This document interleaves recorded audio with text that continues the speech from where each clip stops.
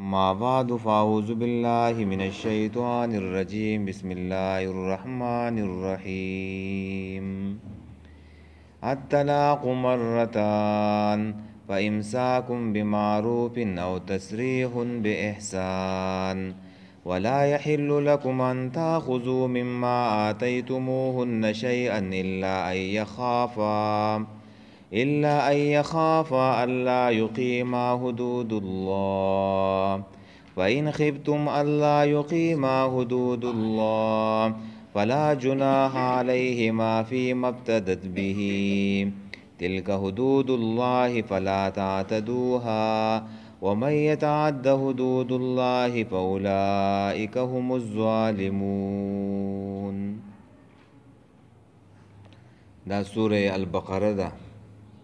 او آیات نمبر دے 229. الطلاق مرتان طلاق رجعی دو دی، دو کرت دی، دو زل دی. پا امساکن نو یا ساتلی د خزو بمعروفن پا خیسته طریقی سره او تصریحن یا پرخودلی بی احسانن دا زنانا پا خیسته طریقی سره. ولا يحل لكم ان تأخذوا او جایز ندی ستاسو د پاره چې تاسو واخلی د دې خزونه مما اغمال آتیتموهن چې تاسو ورکړي دی هغوی ته شیئا هیڅ شی الا ان یخافا مگر کیریږي دا خزه او دا خاون الله یقیما حدود الله چې پابندي به ونه کړي د پولو د الله د حکمونو د الله. فإن خفتم نو کچری تاسو یریدلی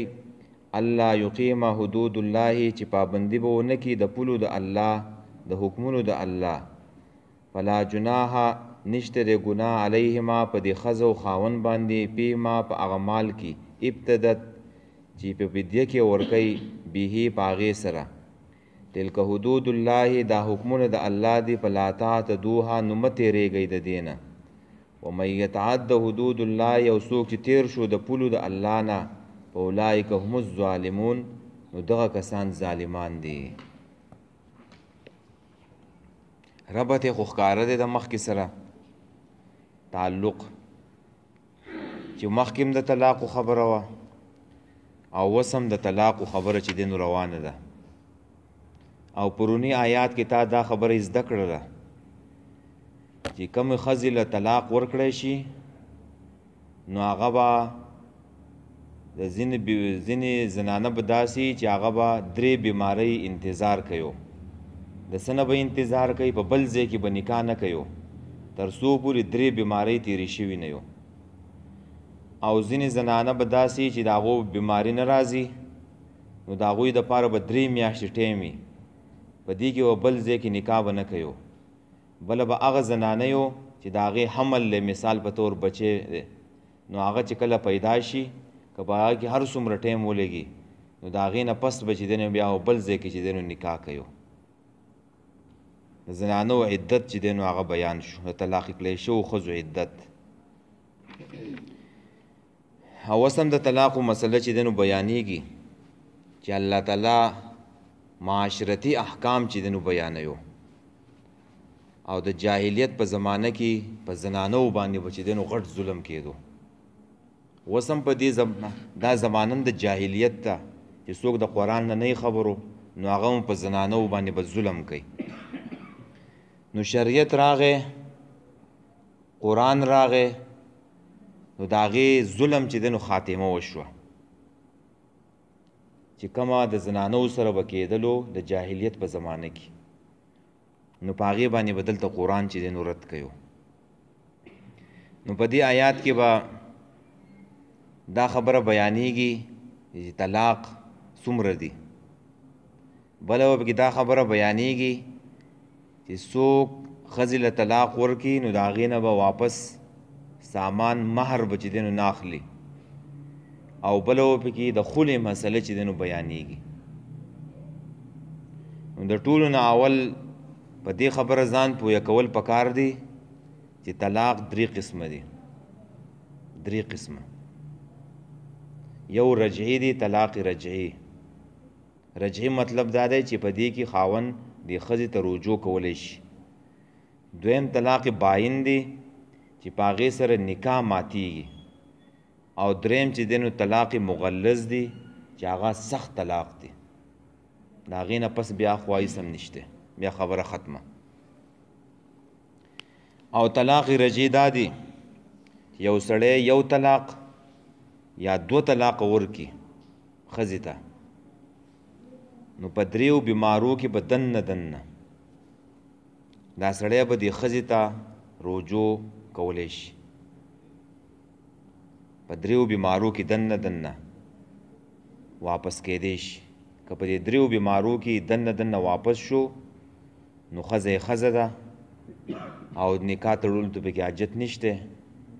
او د ښځې رضا ته پکې هم ضرورت نشته.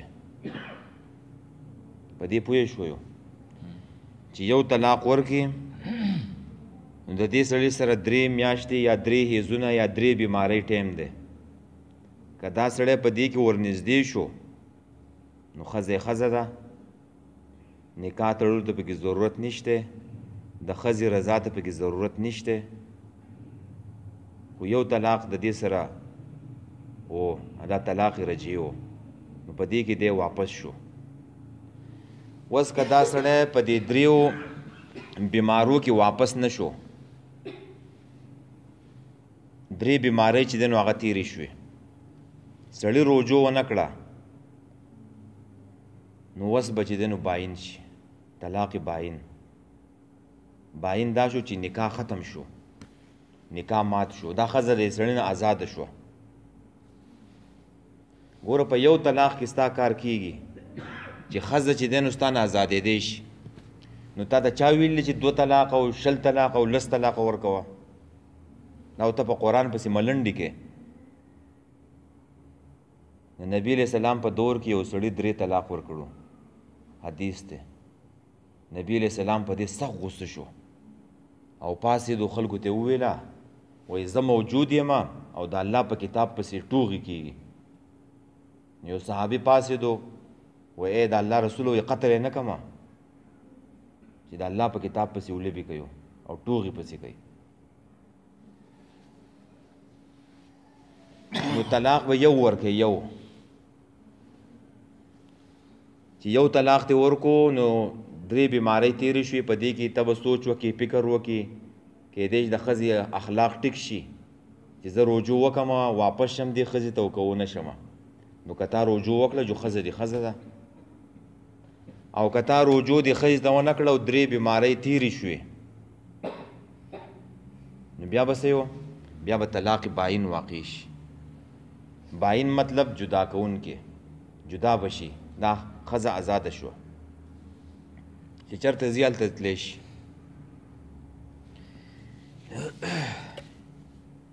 نو نکاح مات شو او بیا چې که واپس دا سړی خفه شي یاره چې مونږه نکاح مات شوی دی او بیا چې دی نو رجوع کوو، نو بیا به دوباره نکاح تړي، مهر به مقرره یو، او د هغې نه علاوه به د ښځې رضا پکې شرط دي. که ښځه راضي نه و نو بیا هم نکاح نه کېږي. نو دا خبره دا یو طلاق او 2 طلاقه شو. چې تا طلاق وکړه نو ستا سره ټیم دی، دا رجعي دي په دې بیمارو کې، په دې عدت کې دننه. او که ټیم دنه لاړو نو بس 3 میاشتې یا بیماری تیرې شوې نو ته نږدې نه شوې، نو بیا باین ته خبره لاړه، نکاح مات شو. او دریم چې دی نو هغه طلاق مغلظ دی، سخت ترین طلاق چې سړی 3 طلاق ورکړي، که جدا جدا یې ورکړي او که یو ځای ورکړي نو اوس خبره ختمه شوه. اوس د دې نه پس سړی رجوع نشي کولی، خبره ختمه کړه، رجوع نشي کولی. نو دا شریعت ولې په دې 3 باندې سختي کوي چې 3 مه ورکوئ؟ دا 1 2 نه دی، په دې کې ته واپس کیدی شي. او خلکو دغه شانتې کې 3 ورکړي په دې معاشره کې، او اوس ورسره بیا کور ناستې دي، نو دا خو زناکاري ده. زناکارۍ کې اخته دي که نه دي اخته؟ دا پردی ښځه ده او دا پردی سړی دی پردم به تې کې نزدېکت ورسره نشي کولی زناکاري ده نو تا اول د شریعت نه ځان نه خبرې د قرآن نه ځان نه خبرې نو چې تا یو طلاق ورکړی وی او بیا خفه وی نو بیا به پکې بیا به دې چې دی نو دوباره نکاح تړلی وی که نه اوس به رسه بیا ناسته وی نو ټیک جایز کار و نو دا ضمیر هم نه ملامته کوي دا زه څه کوم نو دا خبره کېږي خام الطلاق مرتان طلاق رجعي دوه کرته دي دوه ځله دي چې په دې کې واپسي کېدی شي په دې یو کې واپسي کېدی شي او په دې دوم کې کېدی شي او دا الف لام پکې نه لري دا پکې عهدي دي مراد تینا خاص طلاق مراد دي چې هغه رجعي دي نو په امساکن نو یا خو ساتل دي د دې ښځې بمعروف په ښایسته طریقې سره او تسریح یا پرېښودل دي به احسان په ښایسته طریقې سره نو دا په اصل کې په ظلم باندې چې د نو رد دی په ظلم د جاهلیت په زمانه کې د دې طلاقو دپاره چې دی نو ستا حد مقرر نه و که چا به 100 ورکړه که چا به چې دی نو 200 ورکړه نو دا پکې نه و نو شریعت راغی او د طلاقو دپاره حد چې دی نو مقرر کو چې 2 کولی شي 1 ورکولی شي او چې 3 دی ورکو نو بیا واپسی نشي کولی او دی خلکو مشرکینو به چې دی نو دا ظلم کولو نو په هغې رسم باندې چې دی نو رد دی په زنانه باندې چې دی نو ظلم و نو شریعت ولې 100 طلاق مقرر کړه 2 طلاق مقرر کړه 100 او 200 طلاق نه دي چې صرف 2 دي په دې 2 کې واپسی کېدی شي بیا چې دی نو په 3 شو نو په 3 کې بیا واپسی نشته او بیا به چې دی نو داسې چلو چې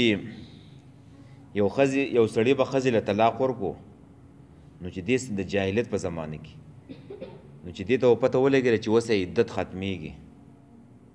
دا 3 میاشتې ختمیږي دا 3 بیماري ختمیږي نو دې سړي به ورته رجوع وکړله په آخر کې به رجوع دې ښځې ته وکړه نو مقصد یې پکې څه و مقصد یې پکې چې دی نو صرف ظلم و مقصد یې پکې دا و چې دا ښځه رانه لاړه نه شي زوړنده به یې ساتله زوړنده ظلم و په زنانو باندې اوس هم په دې معاشره کې شته څومره چې په دې معاشره کې دین بیانېږي هغومره چې دی نو په خلکو کې جهالت زیات دی ځان نه خبرې د قرآن نه چې الله څه وایي رسول څه ویلي زه د دې زنانه ولې حق نه ادا کومه دا ولې ما زوړنده کېنوله دې له زه ولې نفقه نه ورکومه نو دا ظلم روان دی کمزور مخلوق ته زنانه نو که ته وایې چې څوک یې نشته نو الله خو د هر څه یې نه که نه ته به الله مخې له نه ورځې ته ولې ظلم کې ښه جي نو قرآن ویله چې یا یې زوړندې مه ساته په ظلم باندې رد وکړو چې یا یې په ښایسته طریقې سره چې دی نو وساته او یا په ښایسته طریقې سره جدا کړه ګوره خلک نکاح وکړي که نه نکاح دا ده چې معاهده له 2 کسانو ښځې او خاوند نو څومره په خوشحالۍ باندې چې دی نو دا واده وشي او بیا چې کله رخصتۍ نو کنځلې به یو ډانګې به یو او ردې بدې به یو نو قرآن په دې باندې رد کوي چې دا مه کوئ په ښایسته طریقې سره رخصت کا څنګه چې په ښایسته طریقې سره کور ته را زنانه راوستې ده اوس چې رخصتۍ پرېږدې نو په ښایسته طریقې سره چې دی نو پرېږده او تا ته ما پرون ویلو چې مخکې ډېر کارونه یې طلاقونه مخکې نصیحت به وکړې کټ به جدا کړې که ښځه بد اخلاقه ده او دغه شانتې کې د ادب دپاره یې وهلی هم شي او بیا چې دی نو مشران خلک راوغواړي جرګه کښېنئ او فیصله وکړي نو چې دا ټول کارونه ته وکړې بیا نه کېږي نو بیا الله طلاق دی او طلاق بیا یو ورکې نو بیا په ښایسته طریقې سره رخصت کې خام ولا يحل لكم او حلال نه دي ستاسو دپاره ان تاخذو چې تاسو واخلئ مما هغه مال نه آتیتموهن چې تاسو دې ښځو له ورکړی دی شیئا هیڅ شی چې کله سړی ښځه پرېږدي او طلاق ښځې له ورکي نو سړی به ته هیڅ شی چې دی نو هغه به نه اخلي دا مهر دا د دې زنانه حق دی. او مخکې بل ځای را روان دی اوسو، نو په هغې کې بیا سړی مال اخیستی شي نو نه به ترې اخلی. نو هغه دا د احسان تذکره ده که نه، چې څنګه آزاده کړو، آزادول یې څنګه دي، نو بس په ښایسته طریقې سره یې پرېږده، څه سامان وله ورکه، مهر وله ورکه، او بس چې دی نو آزاد یې که. او چې تا د هغې نه مهر اخیستو نو بیا دا ظلم دی. ښه مهر د چا حق دی؟ د دې زنانه چې دی نو حق دی. ښه جي. الا ان یخافا، مگر که یریږي دا ښځه او خاوند الله یقیما، چې قایم به ونه ساتي حدود الله، حکمونه او حدونه چې دی نو د الله، چې د هغې پابندي به ونه کړي. نو معنی دا شوه که بیا ترې څه اخیستی شي، که څه ترې اخلي نو بیا اخیستی شي. مقصد یې دا دی چې دا زنانه بد اخلاقه ده او دې زما د ټول ژوند چې دی نو په اور کې تیر کو. نو که زه ورته اوس دا مال هم پرېږدمه، په دې زنانه کې ښه سرکشي پیدا کېږي. او دا که بل ځای ته لاړ شي اواره ګرده ده، د نور کورونه هم ورانوي، نو چې یېرېږي چې زه چې دا په دې کې نور هم بد اخلاقي او سرکشي پیدا کېږي، نو بیا یې سلک غونته کې څه دی ترې واخلي دا خاوند، چې زما سره یې خو دې ډېر زیاتی کړی دی. فإن خفتم، نو که چېرته تاسو یېرېږئ الله یقیما، چې قایم به نه کړي حدود الله، حدونه د الله، نو چې بیا هم چې دی نو جګړې دي او شرونه دي او فسادونه دي، نو بیا به دغه مسله بیانېږي. دا جدا د ښځې هغه دا چې فلا جناح، نشته دی ګناه علیهما په دې دواړو باندې، فیما په هغه څه ابتدت چې په فدیې کې ورکي دا ښځه به هغې لره. دا مسله د خولې ده چې سړی ښځه پرېږدي، نو دا مسله تا زده کړه چې دا سړی به ترې څه نه اخلي. او مسله د خلع دا ده چې په دغه کې بیا سړی مال اخیستی شي او ښځه نه اخیستی شي، هغې ته چې دی نو خلع وایي. د هغې صورت دا دی چې ښځه طلاق غواړي، ښځه خفه ده، سړی و خوشحاله دی، او ښځه طلاق غواړي او خاوند چې دی نو نه ورکوي طلاق، نو بیا به دا ښځه خپل خاوند له د مال ورکي، دا مهر هر څه به ورله ورکي، او په دې باندې به دا خاوند راضي کړي. نو چې خاوند یې راضي کړو نو خاوند به ورله طلاق ورکي، نو دې ته چې دی نو خلع وایي. په دې باندې پوه شوی؟ خلع مطلب دا دی چې دا ښځه دا طلاق خو اختیار خو د دغه سره دی، د سړي سره دی، چې سړی خوشحاله دی او زنانه چې دی نو خوشحاله نه ده. نو شریعت دا وایي چې دا ښځې دا مهر راوالي، دا مال دې راواړي او دې سړي له دې ورکي. نو دا سړی چې دی ورکي په عوض د طلاقو کې، دا ښځه به له مال ورکي او سړی به له طلاق ورکي، نو دې ته خلع وایي. نو دا خلع نه ده، دا طلاق دی په عوض د مال کې، او دا طلاق باین دی، جدا بشي بیا. او دې ته خلع نه وایو لکه اوس چې په دې عدالتونو کې څنګه کېږي، ښځه خفه ده او لاړ شي قاضي له او عدالت له، او قاضي ته وایي چې دی نو زه خفه یم، او یا زه دې خاوند له چې دی نو مال ورکوم، نو قاضي چې دی نو هغه راولېږي، وایي نکاح چې دی نو فیصله وکړي چې ما نکاح چې دی نو ختم کو. نو قاضي خو نکاح نشي ختمولی او نه طلاق ورکولی شي قاضي، دا خو د سړي اختیار دی. د طلاق او د نکاح دا غوټه خو چې دی نو د سړي سره د خاوند سره ده. جج او قاضي به چې دی نو څنګه طلاق واچي. او حدیث د بخاري کې راځي چې نبی علیہ السلام کتاب الطلاق کې راځي چې نبی علیہ السلام هغه زنانه ته وویله چې تا دې سړي له دا باغ ورکه، دا باغ، او د دې په عوض کې به چې دی نو تا له طلاق درکړي، نو بیا به چې دی نو جدایي راشي او طلاق به واقع شي. ګوره چې خاوند نه دی راضي، نو عدالت څنګه طلاق ورکولی شي، څنګه نکاح ماتولی شي؟ دا ښځه به اول دا خاوند چې دی نو راضي کړي په مال باندې چې زه تاله دا مال در کومه دا پیسې دي دا مهر دی نور سامان دی او ته چې دی نو ما پرېږده نو چې که خاوند راضي شو په دې باندې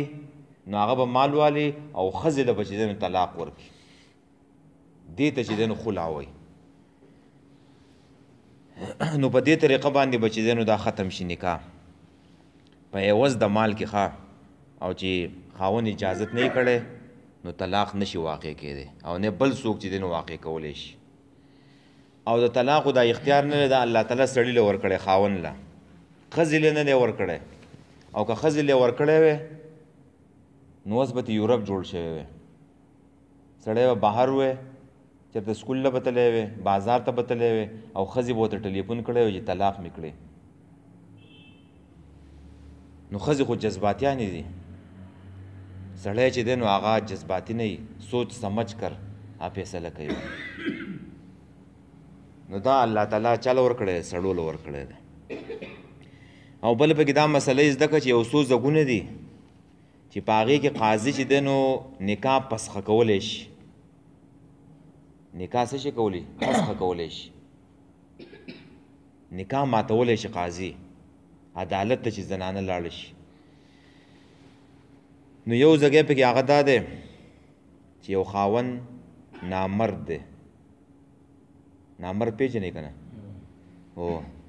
نو چې ښځه عدالت ته لاړه شي او قاضي ته چې دی نو هغه ووایي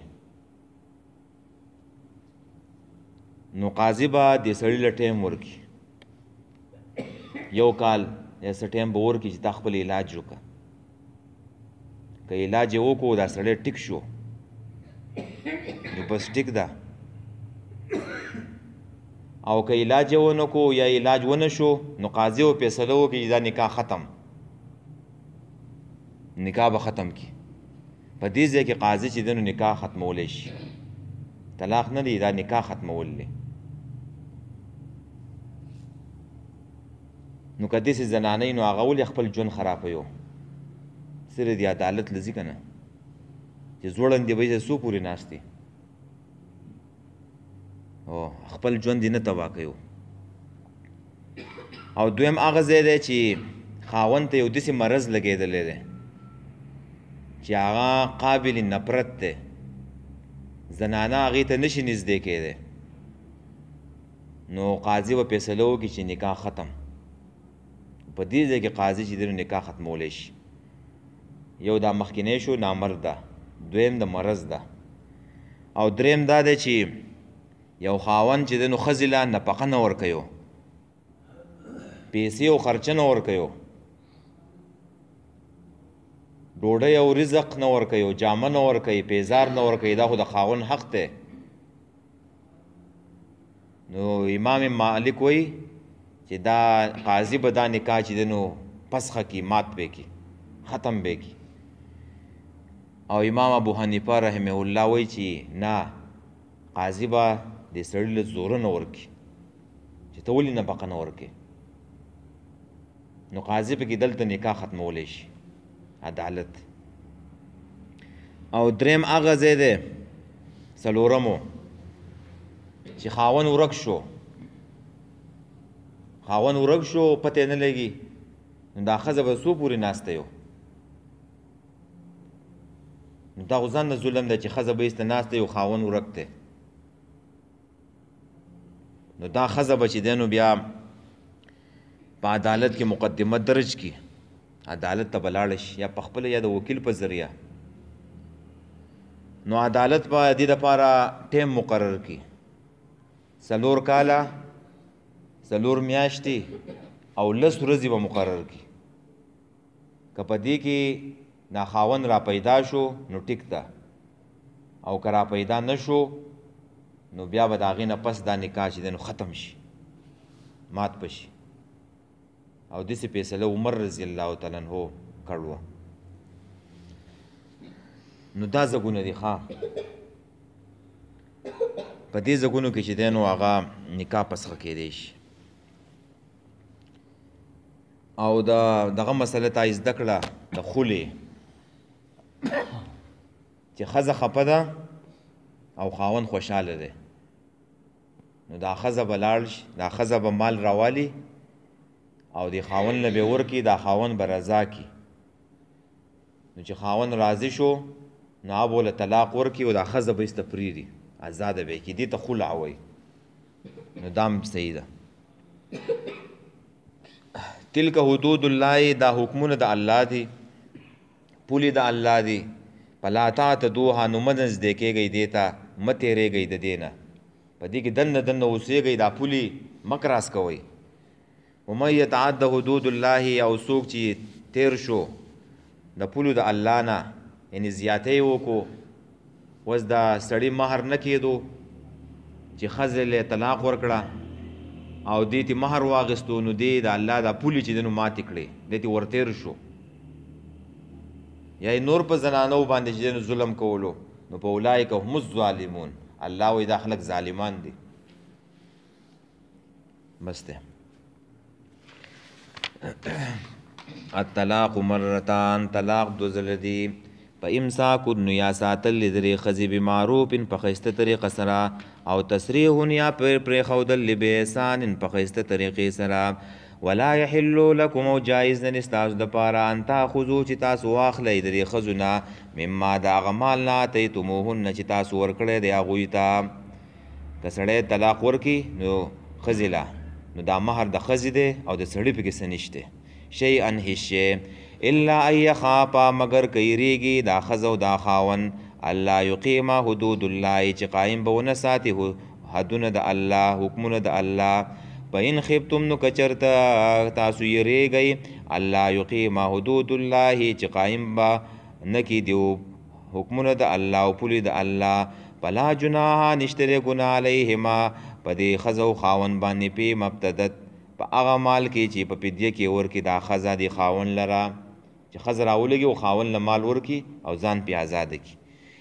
تلک حدود الله، دا حدود دا حکمونه د الله دي. فلا تعتدوها، نو مه نږدې کېږئ دې ته، مه تېرېږئ د دې نه. ومن یتعد حدود الله، یو څوک چې تېر شو د پولو د الله نه، فاولئک هم الظالمون، نو هم دغه کسان ظالمان دي.